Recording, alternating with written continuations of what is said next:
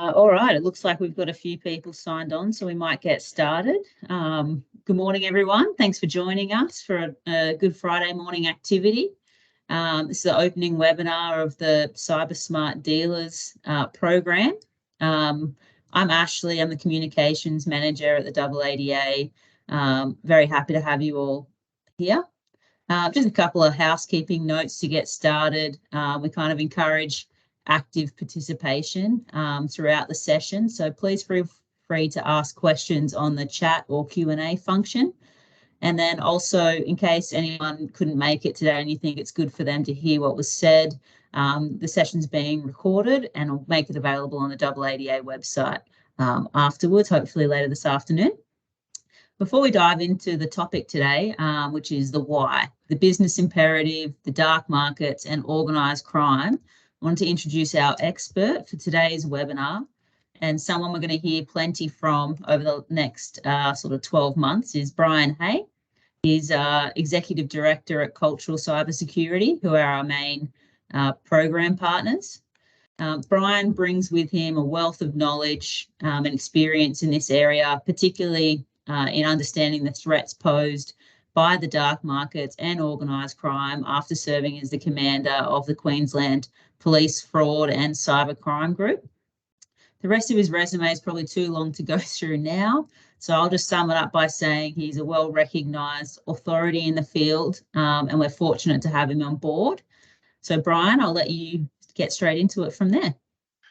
Thanks very much, Ash, and thank you everyone for giving up your time. In the words of Warren Buffett, I could buy anything in the world I want except time. So when people do take time in the day to come and listen to an old fart like me, I take it as a great privilege. So folks, I want to say from the outset, I'm going to share some details and some slides with you, and I want you to understand my intention is not to scare the living bejesus out of you. Okay, my intention is to inform you. The sky is not falling, but there are threats that exist. And in the world of modern business, everyone talks about good risk management. So when it comes to cyber, though, we tend to have preconceived notions of what that challenge is. But it begs the question, how can you possibly manage the risk if you don't first understand the threat? Okay, so I always like to start all programs around cyber education and awareness and training with the premise of everyone needs to understand the why. Now, if I could please just have someone confirm that you can see my screen. Yep, I can, Brian. Beautiful. Okay, so today I want to answer the why of cybersecurity. Before I do that, I'd like to do an acknowledgement of country and acknowledge the traditional owners upon the land that we meet, and pay respect to elders both past, present and emerging, and extend that respect to our Aboriginal and Torres Strait Islander people here today. Why? You know, human nature says we don't like being told what to do. We don't respond very well to it. And if you think about a lot of things around cybersecurity today, it's always been, the message starts with, don't do this, don't click on that, don't do that, don't do this. And, you know, fundamentally, we actually, our personality quite often is to push back if it hasn't been explained to us, why should we not do that? Or why should we do it like this? So I want to explain some very important fundamentals. It's important to understand why cybercrime continues to grow, why government cannot stop it, why law enforcement cannot stop it, why good cybersecurity is not a work issue, it's a life issue, why good cybersecurity starts actually at home, why it's a 24/7 proposition, and why it's not just the responsibility of the IT team and the security team, it's all our responsibilities. We all own it. And hopefully at the end of this session, I'll have answered those whys for you. And one of the big things we talk about perception is that a lot of people think of cybersecurity as a technology conversation. Can I just point out, we couldn't be further from the truth, and I'm going to prove it to you. The data, I'm very much my law enforcement background, I'm an evidence-based thinker. Okay, if you want to have an argument with me, don't just postulate, show me the proof, show me the evidence, and I'll present the evidence to you today that says our technology challenge, our cybersecurity challenge today is about people, not technology. The IT community in this country and the cybersecurity community in this country have done a cracking job. Could they do better? For sure, of course. But the data actually shows that it's us, individuals, as people, the human element that needs to step up and support the technology. But we've got these perceptions. So I want to bust a few perceptions. I call it, I just want to bust a few myths. So one myth is I'm safe. I've got my privacy setting activated. Let me just tell you, folks, if you are connected to cyber, if you are on the internet, there is no such thing as privacy. It does not exist. It cannot be obtained. And we need to understand that it is an environment that carries risks. Just like can you guarantee me the next time you jump in a car and drive somewhere that you will not have an accident? And of course, the answer is no, you cannot guarantee it. And it's the same with the internet. Okay. I hear this all the time, especially from young people. I'm too small for them to worry, or small business owners. The crooks aren't going to come after me. They're after the big end of town. Absolutely nonsense. If you're connected to the internet, you're a legitimate target. And what we don't appreciate is the sheer vastness and scale of the number of cyber criminals involved with these operations. You know, later on, I will take you through a journey into the dark web. And when I talk about the dark web, I talk about the greatest aggregated effort of organised crime the world has ever seen, without question. Okay, so and just like organised crime, you have individual forays in doing stuff because they want to, why? They want to make money. And I can assure you there is a target for every major enterprise out there. And there is a target for every individual down to your grandmother who might jump online for email and play some, solitaire or whatever. There is a target for everyone, no matter who we are. So if you're connected, you're a target. Another thing that some people believe that the internet is a point of truth. The internet is not a point of truth. It's full of crap. So I'll give you an example. So we had a couple of syndicates that were trying to scam Australians of their superannuation savings. So they were targeting Australians. Before they approached their first potential victim, they set up web pages promulgating their fake and fraudulent investment operations in products and services. Then they developed all these fake media releases, industry announcement, awards they'd won, testimonials. They were paying Google $10,000 a week for AdWords to improve their listings. And once they got up to listing number 1, page 1, that's when they went live. So when they approached their victim, they said, hey, look, don't believe everything we're telling you. Google us and see what the world tells you about our amazing products. And of course, when people Google them straight up, bang, won this, won that, won this, won that, testimonials, great products, I'm making a fortune. And of course, they allowed the internet to support their story, their fraud, and people got involved. So please understand, one of the things the skills we need to develop is how to detect rubbish on the internet and discern what is fact from fiction. And that's not necessarily easy, but understand the first premise is question everything. Do not believe everything you read on the internet. Another one is technology will protect me. No, technology can support you. We must learn to protect ourselves. The truth is that technology will always be defeated. It will always have flaws. There are too many moving parts. It will never be perfect. And so we are the line of defense for when things get through the technology, because the simple truth is they will. I hear this from young people. I don't have anything worth taking. You know what? Your identity is worth taking. And the truth is you may have more tomorrow. Why is it for the past 15 years, fraudsters and cyber criminals have been harvesting the identity of our children? Because they know that one day they'll be adults. And, once I've got your identity, it doesn't matter if you've got $2 in the bank or $200,000 in the bank. I can create the illusion through false documentation that you've got $2 million in the bank, upon which banks and lending providers will fall over themselves to lend me money in your good name. So please understand that what you put out online you must always be cognizant of tomorrow. And that's one of the problems. We get very transactional in our thinking rather than strategic.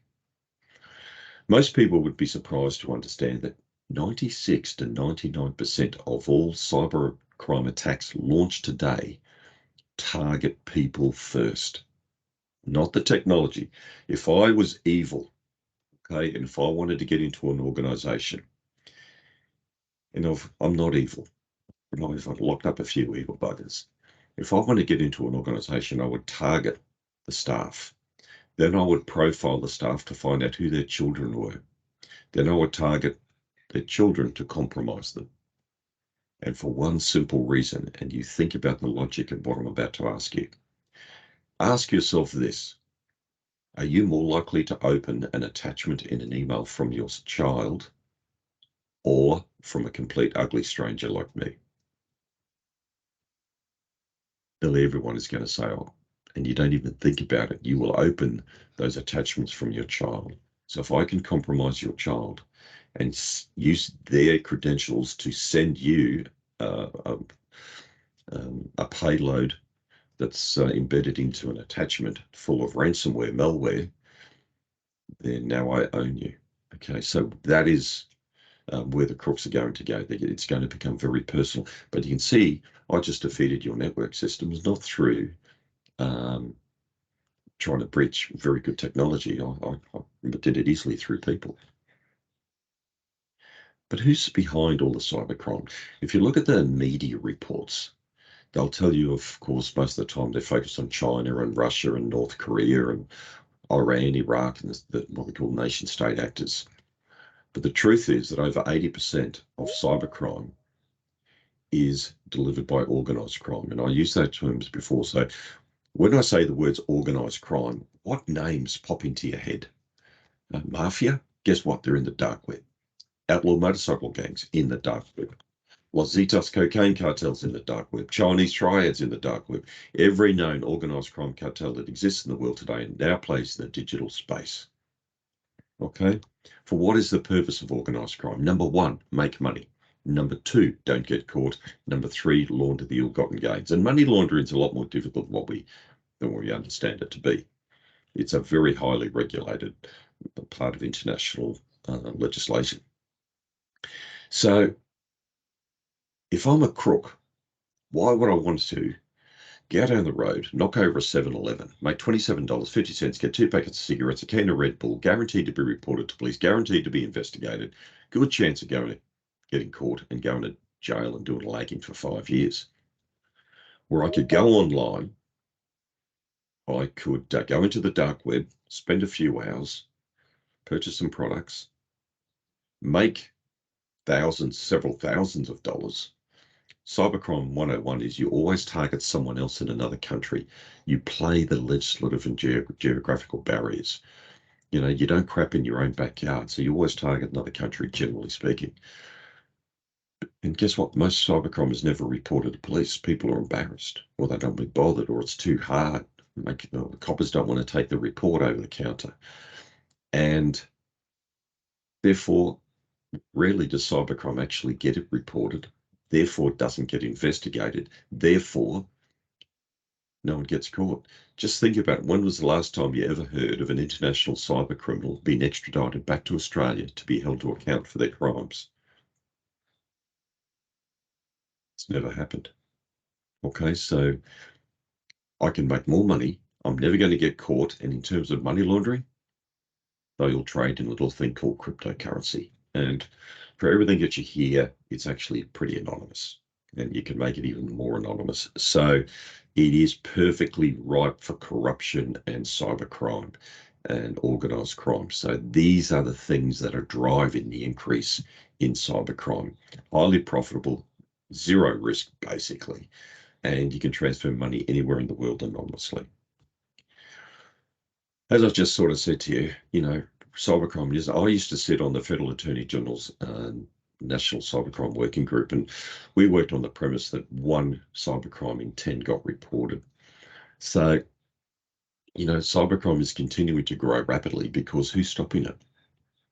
I'll tell you who has to stop it. You and me. It's us. It's not the, we can't leave it to the tech team to worry about. We've actually got to stop it. Every individual in this country can make a massive difference if we changed a few things. And cybercrime, and remember, most of it's driven by organised crime.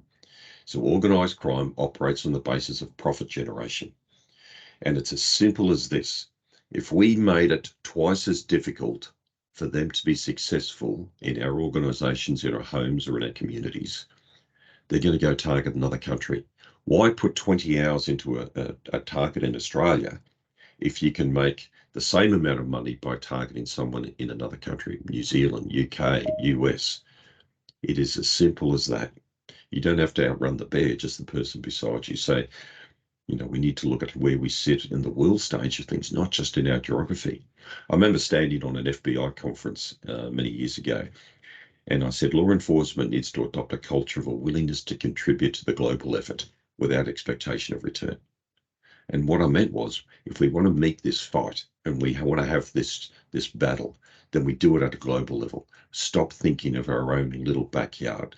Now, you might say, Brian, you just told us to make ourselves more vigilant. Yes, because that's on the basis of personal protection and from the eyes of the criminal, what's going to be more difficult for them. They make greater profits focusing elsewhere. That's one aspect of it. But in terms of taking the challenge to the crook, we need to think about the global level. And I would challenge you, people, is what can you contribute to the global effort on the automobile industry at that global level? And you're saying, Brian, you're an idiot. How can we possibly contribute? Now, let me tell you a simple thing. There are organizations you can share intelligence with. And we know that criminals do like to operate in certain themes. So they might hit the health sector. Well, what if they hit in the automobile sector? And the same crooks targeting the automobile sector in Germany are the same crooks targeting the automobile sector in New Zealand and also Australia. What if you started sharing the data of some of the IP? And there's so many things that you can do if you actually explore it. Now you're actually starting to contribute to global health and global security and protection. And you might say, I don't care about that. I just want it in my own backyard. But we are part, and you are part of an ecosystem that is global once you connect to the internet. There's no denying it. So once we accept it and do the little things right, we can make an enormous difference. Just for a comforting thought, if you connect it to the internet, you're already compromised. That was from the view of ASD, Australian Signals Directorate. Okay. But does that mean the sky's fallen and we all give up? No. The modern motor car arguably started in 1886. First serious consequence, road death. We're still battling road trauma today. You ever stop to think that when you jump in that car and drive somewhere that you're exercising risk management? The more you speed, the greater the risk. The more you increase that risk, the greater the likelihood of more severe negative consequence. Fundamental risk management. We don't think of it that way. But statistically, you put your life in your hands every time you go out and drive a car. I think last time I looked, on average, 3.2 people will die on Australian roads today, on average. Touch wood, no one here today, of course. But we don't think of it. But driving a car is that exercise in risk management. And when we have one of those critical tragic events, what do you think was the greatest causal factor? Was it the failure of the technology of the motor vehicle or the behavior of the person behind the wheel? Behavior of the person behind the wheel every time. And I'm going to prove to you that most data breaches are caused by the behavior of the person at the keyboard, sometimes deliberately, most times negligently. Okay. So when you see a slide like this and they say you're all compromised, fine. And I could talk for many hours on this issue, are we all compromised? It's not about whether we're compromised. It's about understanding the risk and then knowing how to defend ourselves when the approaches are made to take advantage of that compromise. So there's a lot of work to be done. I thought it'd be good to do an analysis of and understand what the crooks do and what we do and what can we learn from them, because they're doing very well. And if you look at what the crooks do, they're very big on collaboration and convergence, where we tend to operate in isolation. And what I'd like to congratulate the team at AADA for, and for you good folk for getting on this call today, is that you're collaborating. You're converging. You're looking at your position. What can we learn? How do we come together as an industry, as a community, as a collective mindset to actually defend ourselves and our loved ones into the future? So you're starting to move away from isolation. The crooks have a global focus. We tend to look through the world at a local lens. When I first joined the QPS, I could stand on the border of Queensland and New South Wales and say, this is my community, turn my back on New South Wales. I'm going to protect this patch. But when I arrived at fraud and cybercrime, my goodness, over 20 years ago now, I realized we can't face this battle with traditional mindsets. We've actually got to change our view. We've got to look at how we to contribute to the global lens. The criminals are united in their intent and they support each other mutually. We tend to say, what's in it for us? Why should I get involved? Because we don't understand how important it is to understand the big picture. They have great agility and a willingness to experiment, where we tend to stick with what we know. It's safer. And there's this terrible thing of fear of failure. We should embrace creativity and innovation change. And if it fails, we'll fail forward, learn from it, improve, and keep going. But we want to play it safe. The criminals are very big on intelligence sharing. We don't tell people. We don't want to be embarrassed. We don't want them to know our secrets. We don't want to know what's happened. Well, the other thing is knowledge is power. Oh, I'm more in a much stronger position because I have market insider knowledge. Intelligence is only powerful if it's used and if it's shared. The crooks, would you believe, are very big on quality control. We do an audit once a year, tick the box because we've got a compliance mentality. We do it because we have to do it, not embracing the purpose of why it should be done. They have a business-like approach, always looking at the return on investment. We tend to look at cybersecurity as a cost center. What do you do with cost centers? It sits on the wrong side. That's a liability. It sits on the wrong side of the balance sheet. So therefore, what do? You minimize it. You don't want to spend it. What if you viewed cybersecurity as an investment? You water it, you tend it, you nurture it, you grow it. For example, I used to ask the question on the stage. I'd say, which bank has the safest credit card in the country? And someone would say ANZ because they promoted the Falcon. Guess what? Every bank had the Falcon technology. It's not that great, but they're doing something. They would say, which car manufacturer, what's the safest car on the road? And someone would say Volvo, because they promoted the fact they invested in safety. So security and what's your efforts to do it and how you engage with customers and tell them you're looking after them is, I would strongly advocate, an investment. The criminals focus on targeting people. To date, we've been focusing on mainly buying more security technology. I'm not saying you don't buy technology. What I'm saying is we've missed the point. We think we can technologize the human out of the equation, and that is so wrong. It's the biggest mistake we've made. Okay, so one side's winning. So there are the lessons we can take some thinking away from. I just thought I'd share the first 6 months of this year. We've had 409 data breaches reported to the Federal Privacy Commission. And now, there's been big increases in privacy breach penalties into millions of dollars now from thousands of dollars.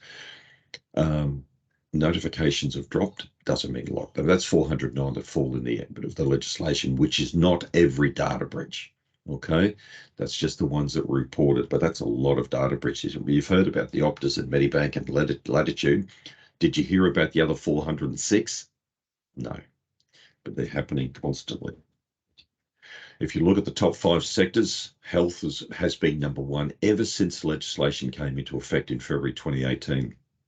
Finance, including superannuation, recruitment agencies, interesting because they're going over the HR records, identity records, legal, accounting, management services, insurance. Now, if you haven't suffered a breach yourself, how many of your accountants, lawyers, financial agencies, insurance people, the entities you deal with, have been? And are they holding your data? So there's so many questions that arise from it. But what's really interesting, okay, and this has been consistent every single reporting period, what was the causal factor of these data breaches? And if you look at system fault where the IT failed, 4%. You know what? I've never seen it higher than 5%. 4 to 5% is where it sits, IT failure. Human error, 26%, but that's where a physical human error. So that's, for example, the wrong bunch of contracts was sent to the wrong location, or the wrong medical files went to the wrong medical clinic, and where personal information was viewed by eyes that weren't supposed to see it. Malicious or criminal attack, that's where the human was defeated at the keyboard. So what we have every reporting period consistently is 4 to 5% IT failure, 95 to 96% human failure. And we've been treating this as a technology challenge. The World Economic Forum came out at the end of last year and cited that 95% of cybersecurity issues are traced back to human error. You know, as I said, there's the evidence. Interesting study by Dr. Michael Maguire from Surrey University. He wanted to understand how much money were the crooks making from the dark web. So he went and did a study, and he went into the dark web and basically lived there for a year. He interviewed 100 cyber criminals and asked them what they did with the money, how they invested, did they reinvest, how they spent it. And it was quite interesting. But I just want to take a couple of excerpts from his study. Now, keep in mind, folks, that this data is probably getting close to 3 years old now. But he said they operate on 3 basic premises of operations: data trading, where they trade in the data that they steal, classically as we know it. They make money from cybercrime as a service. So the simple truth is you need 0 cyber skills to be a cyber criminal today. Every element in the life cycle of cybercrime can be provided as a product or service offering with 24/7 tech support. Better support you'll ever get from Telstra or Microsoft. They're waiting for you on the phone, in the chat, ready to help you out right now. As long as you've got money in your pocket and you're prepared to pay for it, anything can be done. And BitTorrent and download, that's piracy, okay? Pirated software, music, film, sort of things. So he then took the 5 top money earners from each of those, and he worked out that generating at least 1.5 US trillion dollars per year. So that's about 2.4 trillion Aussie dollars a year. Massive. Then he looked at how much could a good cyber criminal earn a month. A good cyber criminal can make about over $166,000 per month tax-free. Why does cybercrime continue to grow? Because the money is there to be made with virtually no negative consequence. Okay, this is why. Of the key learnings, I just want to take you to point number 4. The criminals know where we are vulnerable. Most often we're humans put fingers to keyboards. This is what the crooks told him. They target people because we're the easiest way in. Okay, so what's happened recently? Very attractive dog, Ash. I don't know where you wake up that dog from, but you know, it's quite extraordinary. Of course, Optus. Now, I would expect 1/3 of the people on this this webinar have been affected by Optus. Then, of course, there was Medibank. And you look at Medibank, how did they get in? First, it was actually started out with a simple phishing email.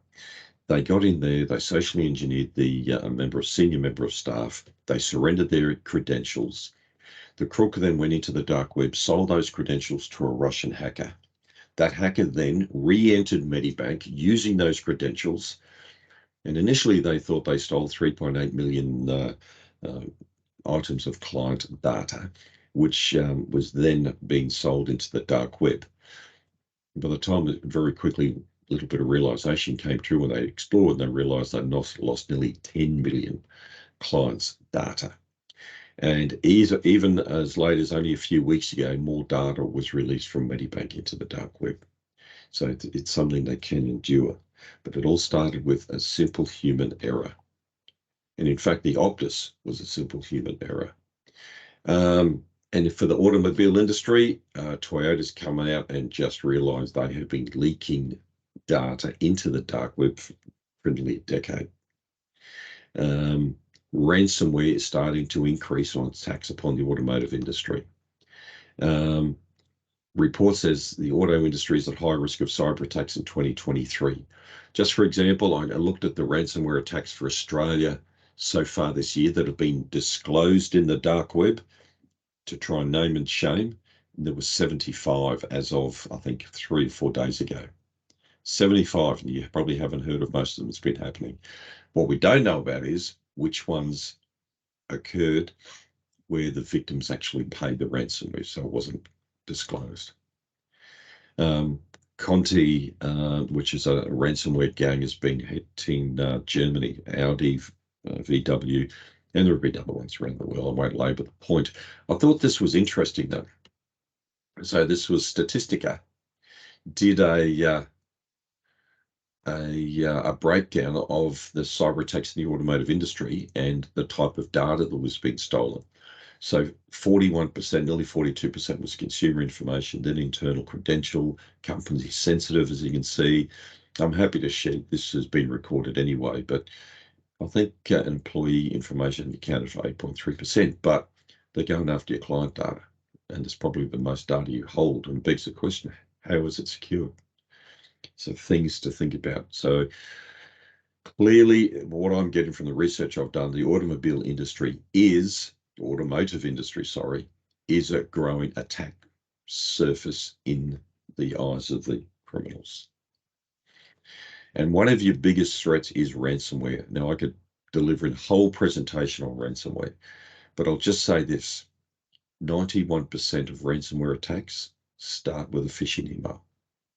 So if you wanted to prevent and reduce your likelihood of being compromised with ransomware, understand that your staff need to be trained in how to prevent phishing emails being effective in your organization. If you can do that, you've reduced your risk significantly. And it begs, we saw some of the data that was being compromised, and where I think it's going to go, and you might say, Brian, you're an idiot, you're perfectly entitled to your thoughts, but you may have heard recently about the ransomware and the data losses by NGF Casino and Caesars Casinos. And it hit me that what sort of data would these organizations hold on people? And I would imagine that their high rollers, they would know the personality types of who spend the most hours in the casino. They would have them facially recognition all as soon as we went in there and booked in a room, how often we come, how long we stay, how long do we spend at the tables, or do we go to the poker machines? How long do we spend there? How much money do we spend? What time of the days? When do we eat? When do we sleep? When do we drink? What are our preferences? What we like to spend on. If we start to lose, do we gamble more? If we start to win, do we leave the table? How do we get them back to the table? There's no doubt in my mind they would actually have personality profiles on everyone. I think the more I think about it,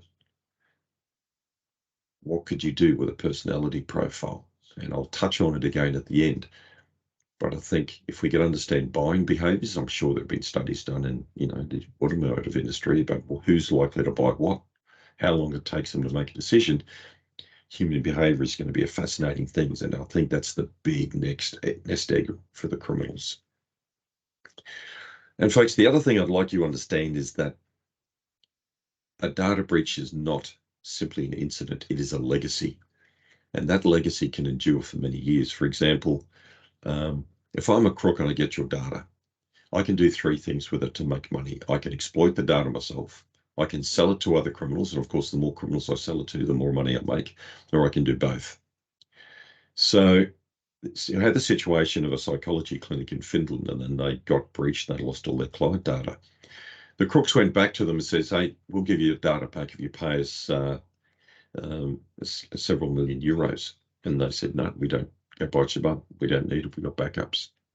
So then they started going to the individual patients and saying, pay us €200 or we will reveal all your personal information, including the audio transcripts from your therapy sessions. Now, these people were there for mental health troubles. So, appreciate this would not be a good news story for them. And what's even more disturbing is if the criminals who stole that data sold that data to 100 other or 1,000 other criminals, these poor people could find the same extortion attempt every other month for the next, 10 years. Because data does not have an end date. It is not just from an incident. It is there enduring forever. And it is building, and they are developing huge, what we call data lakes, repositories of data that they can exploit into the future, because the criminals understand the value of data. We have seen our first death from cyber attacks. A lady was being treated in a German hospital, and when it got hit with a ransomware attack, and they couldn't continue the treatment. So they had to put her into an ambulance to get her to another hospital. And sadly, without the treatment she needed, she died en route. What's even more tragic is that will happen again. Now, in the dark web, this is a little bit older, it's now over 20 billion identities are circulating. I think we got a global population of about 8.3 billion, I think. So it might be lots of double ups and the like. But it begs the question, is your email, is your data in the dark web? Has it been compromised and you didn't know anything about it? So I would encourage you now to get your phones, take a QR scan there. That'll take you to the website, Have I Been Pwned? Now, I'd like to assure you I'm not scamming you. Okay, it's run by a Queensland cybersecurity expert called Troy Hunt on the Gold Coast. And if you go to this website and put in your email address and click the pwned button, it will tell you how many times your email address has appeared in known data breaches. Not every data breach, but the known big ones. Okay, that's more likely to affect Australia.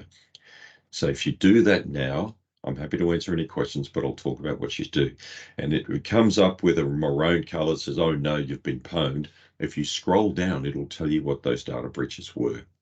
Now, this is something I would encourage you to do every month. It's something I would encourage you to do over dinner tonight with the family, especially the kids.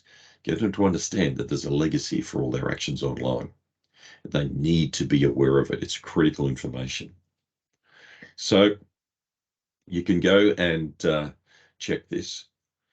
And when you get to the list of websites or the data breaches that had your information, for example, if it's like LinkedIn was you have an account, you put in, and your user name is your email address, and then you have to put in your password.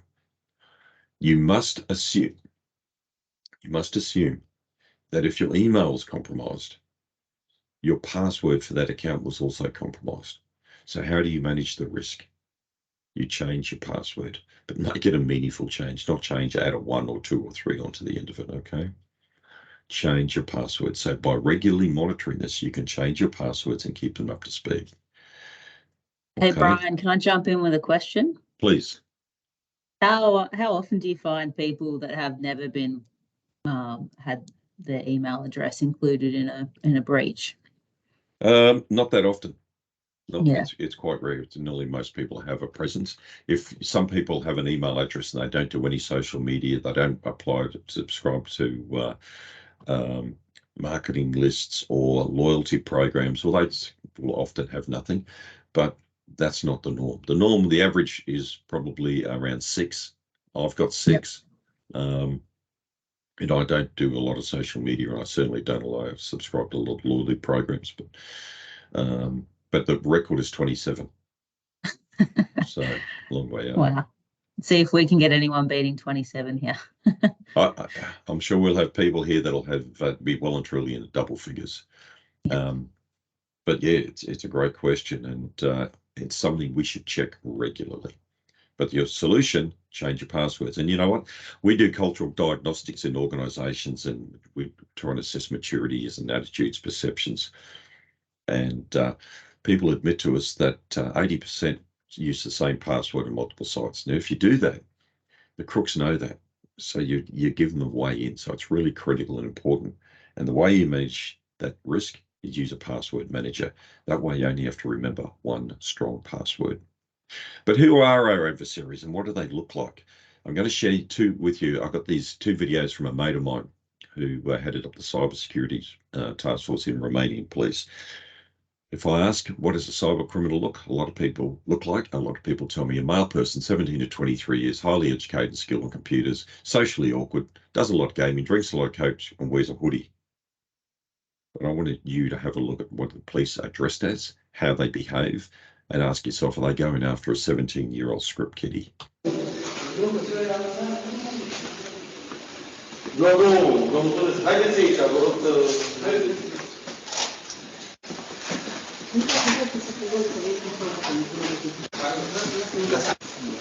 Acum a trebuit un raport, o să mai vorbim. Alo, bună dimineața, 100%. Pa, pa.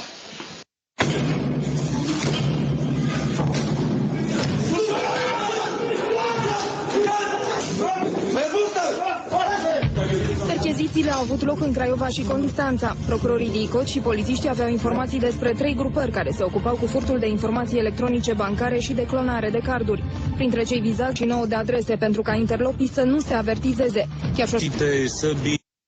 So why are the coppers dressed up if they're taking down the president of the Hells Angels? Because they could have been. You saw them. They're violent criminals. They're organised gangsters. They're armed. They're prepared to be violent. That's the world. They're the entities now coming and driving cybercrime. Okay, they want our data. So let's have a quick tour into the dark market where you can go to a site like Card Mafia. Where you go, I can buy a database of 10,000 compromised Australian credit cards for as little as 8 cents each. I could go in and say, you know what, I want Westpac cards, issued Visa, gold and platinum only. How many have you got? Let's negotiate a price. Then I could go to a site like this where I could order a counterfeit production of any credit card in the world from any bank. High quality counterfeit production. I get discount if I buy in bulk, and you see that they've got a few cards. Would you like an ATM skimmer, $3,000 Bluetooth wireless, sit down 50 yards away, enjoy a nice cafe latte whilst people surrender their details. Interesting, there's been some ATM attacks in Sydney, I think last week or the week before. Still occurs.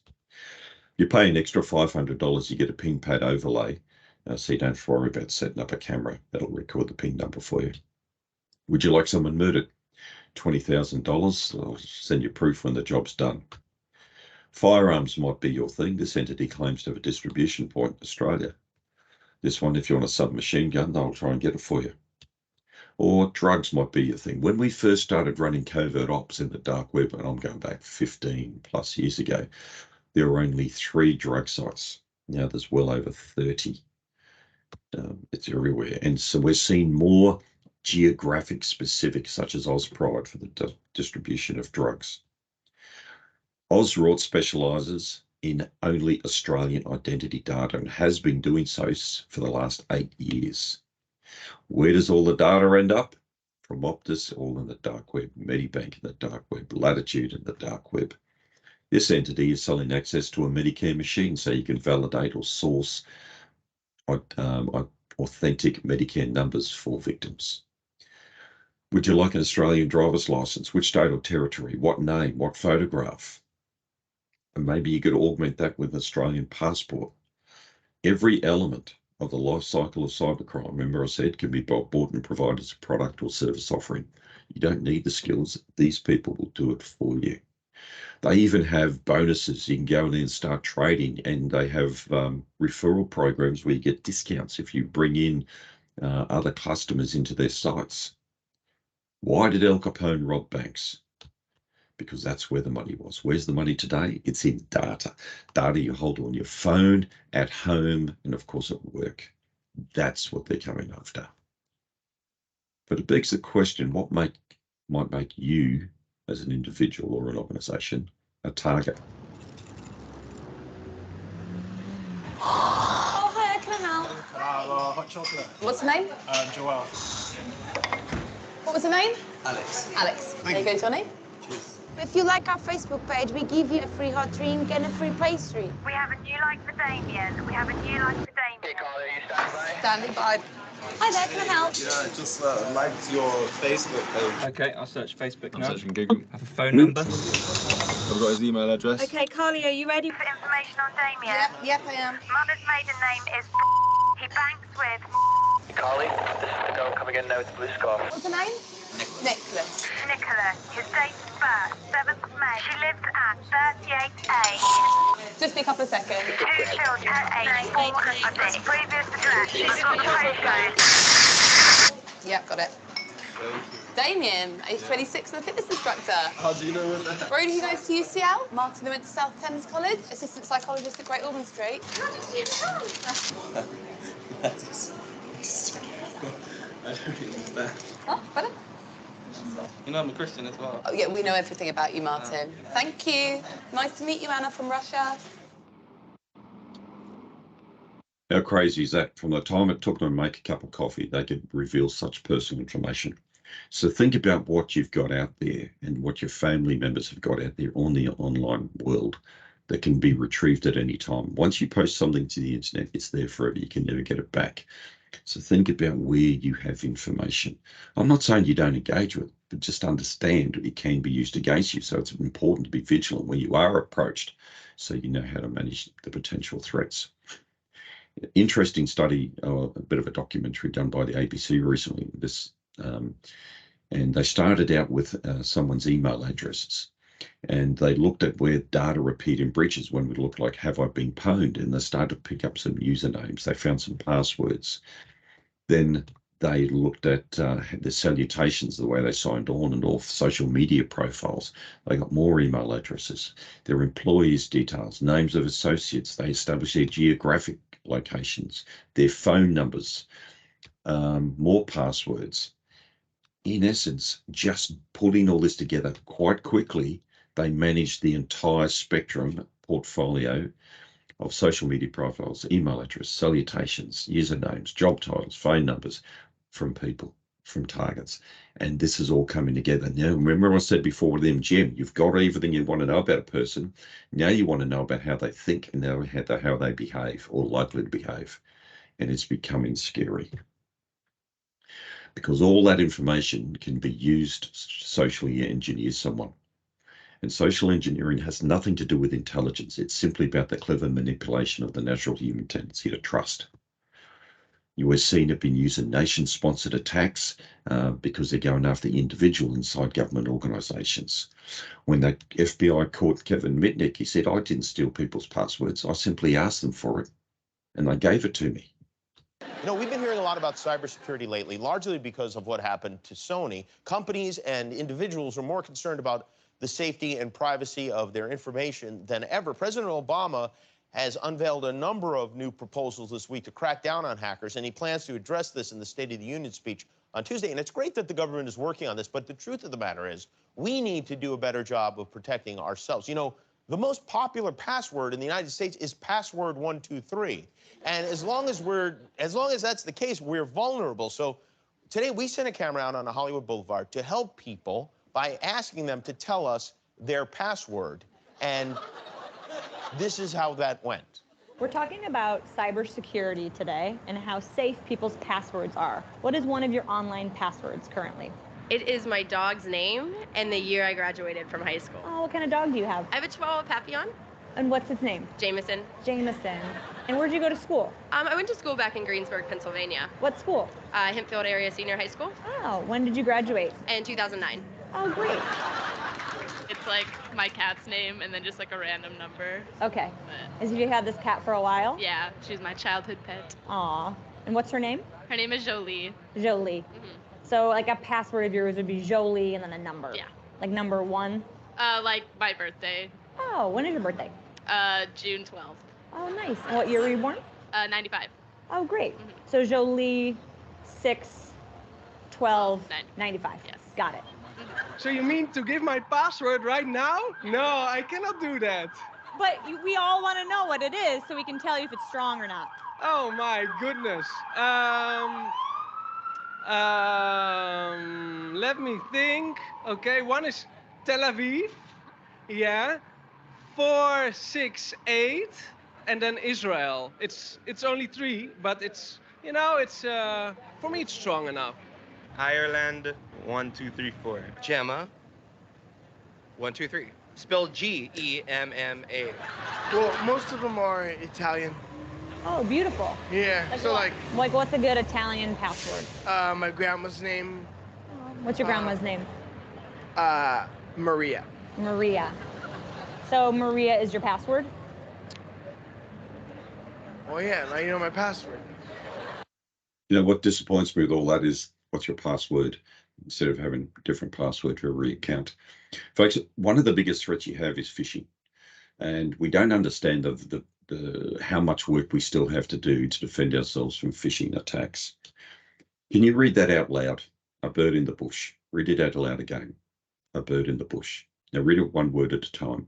A bird in the bush. Most people don't read the two these, and the reason for this is because you're very intelligent. Your brain actually starts to auto-correct for you. So with phishing emails, we've actually got to develop the discipline to look for these anomalies and red flag it in our brains, as opposed to just letting our brain auto-correct. What words do you see? In the top, do you see the word evil, or do you see the word good? In the bottom, do you see the word optical, or do you see the word illusion? Yes, the crazy thing is two people can look at exactly the same thing and see two different things. It's there in black and white or color, but we see different things. It's the way our brain operates. How many F's can you count in this paragraph? Finished files, the result of years of scientific study combined with the experience of years. Most people will say 3, sometimes 4. The answer is 6. What happens is your brain doesn't need to read every word, so it skips the little connecting words like of, and there are 3 ofs. Can you read this? Only smart people can read this. Couldn't believe that I could actually understand what I was reading. The phenomenal power of the human mind, according to research at Cambridge University, and it goes on. We can read it because our brain processes it. So when we see an error in an email address, the brain can sometimes auto-correct. We've got to discipline our brains to identify these anomalies as red flags so we don't proceed. This is a test of selective attention. Count how many times the players wearing white pass the basketball. Only white.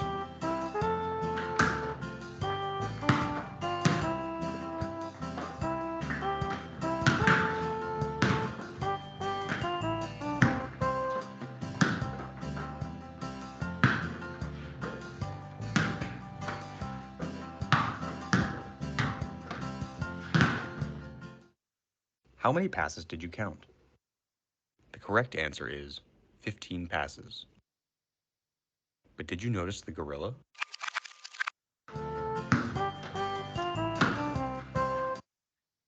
So if you're really busy and you couldn't notice it, trying to do multitasking, and you focus on one thing, you've missed the gorilla, how are you going to pick up an anomaly in an email? Okay, so this is where we develop the skills. Now, here's a classic one. This is a real email. I've been using it for years. Comes in, first of all, it's unsolicited. I always use a brand that you know and trust. The first thing you got to look at is always the sender's email address. Okay, info at taxation. That's an error. Should be at ato.gov.au. I often use exclamation points as a sense of urgency. Tax refund notice, unusual communication. ID 46, not our tax file number. They don't know who you are, so they use your email address. There's always an emotional hook. Okay, it's always offering excitement, opportunity, or threat. We're going to close down your account. Either way, they want you to act emotionally rather than logically.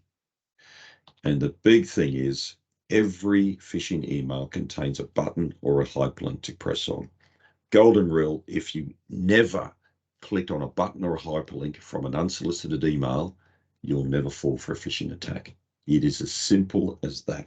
So please, the golden rule: never click for an unsolicited email. You'll never fall for an attack.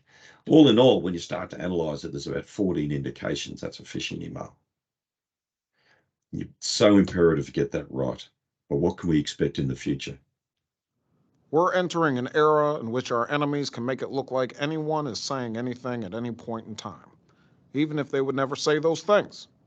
So, for instance, they could have me say things like, I don't know, Killmonger was right, or Ben Carson is in the sunken place, or, how about this, simply, President Trump is a total and complete dipshit. Now, you see, I would never say these things, at least not in a public address, but someone else would. Someone like Jordan Peele. This is a dangerous time. Moving forward, we need to be more vigilant with what we trust from the internet. So that entire Barack Obama speech was completely artificially intelligence produced. It's what we call deep fake video, deep fake audio. And we're starting to see the criminals adopt it now. Just recently, an organization lost $35 million because they cloned the voice of the CFO. This is the future, and this is where we're going to see more personal profiling with voice, biometrics, and of course, ultimately, I suggest personality and behavioral typologies. We're starting to see, and it's just actually starting to hit Australia now, where parents and grandparents are receiving voice messages from their children say they're in trouble, can you send overseas? Why were they targeted? Because the kids told the world on the Facebook and co that they were traveling overseas. So, and they got their voice from TikTok and things such as this. So we're exposed so much and we're so many compromised. It's about how do we defend ourselves from these threats.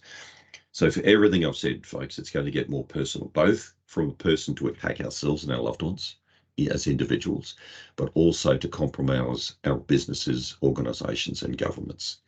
So we need to be far more focused as individuals on how we protect everything, our lives and what we deal with. So some simple steps of what you can do today to elevate your security. Always use a VPN, virtual private network. I use Surfshark. I have no commercial affiliation. Use anything you want, but it's cheap and it's effective. Please consider using a password manager. It is a tool that will be a great friend to you. Golden rule, never click on a hyperlink in an unsolicited email or SMS message, and you'll never fall for a phishing attack. Look, I never answer a phone call from a number you don't know, but in your job you may have to. So change that maybe to think before you answer a phone call from a number you don't know. So you're on the edge and a little bit be vigilant. And folks, I know this is going to take you an extra 6 seconds, but please always enable multi-factor authentication. It is your friend. We can't prosecute our way to victory. Governments and law enforcement are not going to be able to help us. We've got to learn to defend ourselves because information security is everybody's responsibility. So thank you very much. I hope you've enjoyed the presentation. I'm happy to stay on for a few minutes for any questions, but I hope I haven't overwhelmed you too much with the same process time. It is a lot to take in. Yeah, we got a comment right at the end there from Ian. He said saving passwords in Google Password Manager is not a password manager. Thank you, Ian. Great spot. Never save passwords into your browsers. Okay. I could tell you some horror stories. No, big no. Big no. Great point. I love that one, Ian. I also tell everyone here at the AADA about that one. But yeah, thanks for that, Brian. I really appreciate your time today and the insights. And thanks everyone who joined the call. This topic was really setting up what we're going to spend a lot of time speaking about over the next 12 months. So, you know, today's call is sort of introducing the topic, a lot of the dangers, why you need to be concerned about it. And now we're going to keep progressing the topic and say why is it important in a dealership or a business landscape and the tools that you can take moving forward. So thanks for that. Everyone keep an eye out for the next announcement about the next webinar and enjoy the rest of your Friday. Have a great weekend, everyone. Thanks, Ash. Thank you. Bye.